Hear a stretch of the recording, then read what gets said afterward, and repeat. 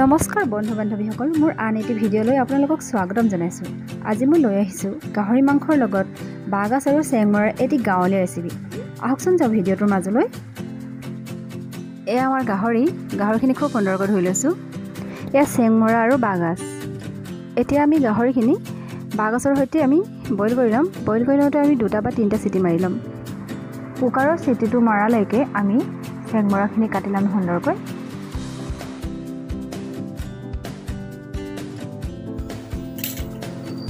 এয়া আমাৰ কুকাৰৰ চিটি মাৰা হৈ গ'ল। কুকাৰৰ পৰা আমি বাঁহগাজ আৰু গাহৰিখিনি টুকি ল'ম।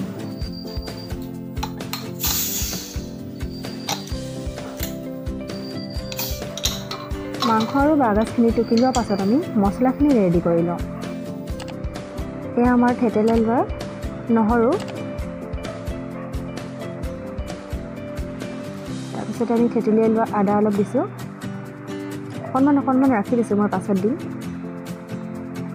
এয়া আমি ঘৰতে বনাই লোৱা গোটা মছলা, ধনিয়া, জিৰা আৰু গোলমৰিচৰ গুড়ি আধা চামুচ দিছোঁ।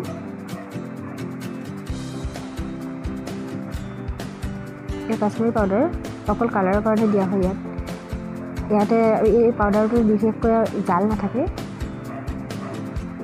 এয়া মিট মছলা অলপ দিছোঁ জোখৰ পৰিমাণে।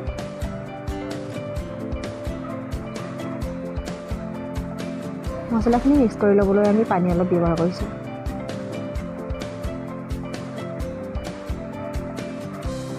এতিয়া চামুচ এখনেৰে খুব সুন্দৰকৈ আমি লৰাই মছলাখিনি মিক্স কৰি ল'ম।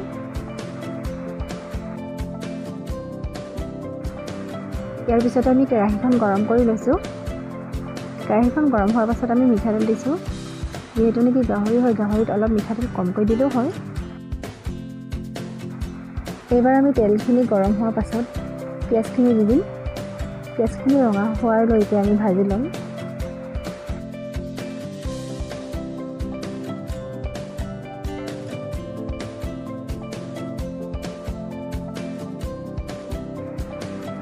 পিঁয়াজখিনি আমাৰ ৰঙচুৱা হৈ গৈছে।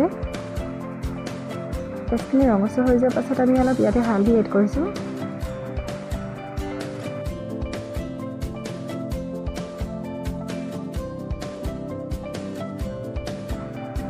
হালধি পাউডাৰখিনি দিয়াৰ পাছত আমি মিক্স কৰি থোৱা মছলাখিনি ইয়াতে এড কৰি দিম।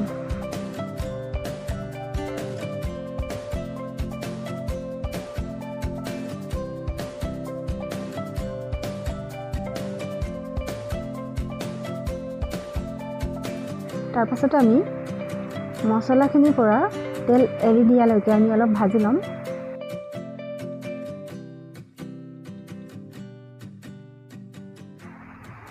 এয়া হৈ গৈছে আমাৰ মছলাখিনি, খুব সুন্দৰ হৈছে, দেখিছে নহয়। ইয়াতে আমি আলু এড কৰি দিছোঁ। আলুখিনি অলপ সময়ৰ কাৰণে আমি ভাজি লৈছোঁ। যিহেতু নেকি আলুখিনি কেঁচা আছিলে, সকলোবোৰ বইল কৰি লোৱা, কিন্তু আলুখিনি আমি কেঁচাকৈ থৈছিলোঁ। এতিয়া আমি আলু পৰিমাণৰ নিমখ অকণমান দি আলুখিনি 2 মিনিটমানৰ সময়ৰ কাৰণে আলুখিনি খুব সুন্দৰকৈ আমি ভাজি ল'ম। আলুখিনি ভাজি লোৱাৰ পাছত আমি 1 কাপমান জোখৰ পানী দি ঢাকনখনেৰে ঢাকি আকৌ 2 মিনিটমানৰ কাৰণে আমি সিজিবলৈ দিছোঁ।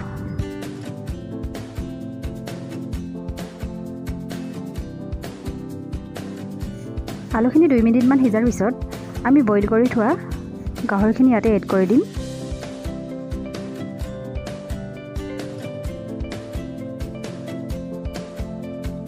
এইবাৰ আমি আলু আৰু মাংসখিনি 5 মিনিটৰ সময়ৰ কাৰণে ঢাকন লগাই সিজিবলৈ দিম। আলু আৰু গাহৰিখিনি 5 মিনিট সিজাৰ পাছত ইয়াতে আমি কাটি থোৱা বিলাহীখিনি এড কৰি দিম।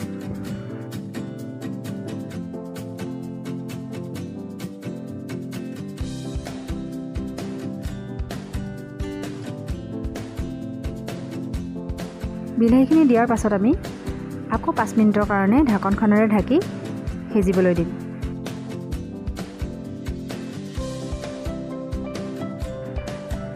এইবাৰ আমি 5 মিনিট সিজাই লোৱাৰ পাছত বইল কৰি থোৱা বাঁহগাজখিনি ইয়াতে এড কৰি দিম।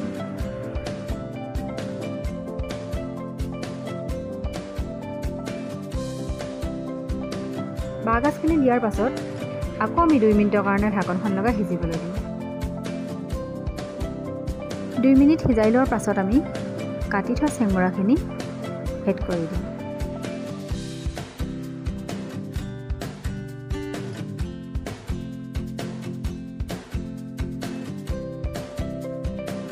আপোনালোকে দেখিছিলে যে মই আগত নিমখ অলপ কমকৈ দিছিলোঁ।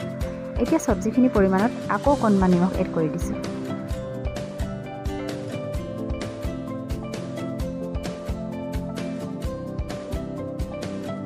নিমখখিনি দি আমি 2 মিনিটমান ভাজি লোৱাৰ পাছত 2 কাপমান জোখৰ পানী এড কৰি দিম।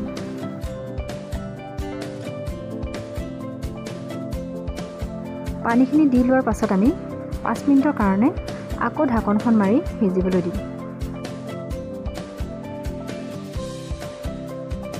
5 মিনিট সিজাই লোৱাৰ পাছত আমি থেতেলিয়াই থোৱা আদা নহৰু অকণমান এড কৰি দিম।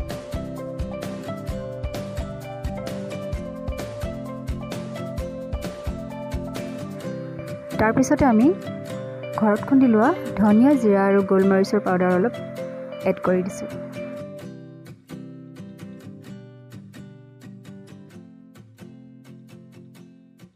এইবাৰ আমি ঢাকনখন লগাই 10 মিনিটৰ কাৰণে সিজিবলৈ দিম।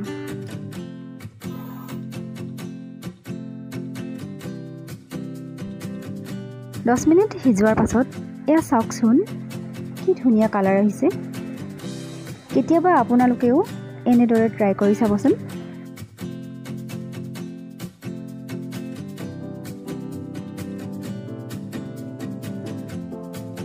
ইতিমধ্যে আমাৰ গাহৰি আৰু বাঁহগাজৰ চব্জিখিনি ৰেডি হৈ গৈছে। ভিডিঅ'টো চাই কেনে পালে লাইক, কমেণ্ট আৰু শ্বেয়াৰ কৰিবলৈ নাপাহৰিব। লগতে ছাবস্ক্ৰাইব কৰি কাষতে থকা বেল আইকনটো টিপি দিব, যাতে মোৰ নতুন নতুন ভিডিঅ'বোৰ আপোনালোকে আকৌ পাই থাকে। তেন্তে আজিলৈ বাই বাই।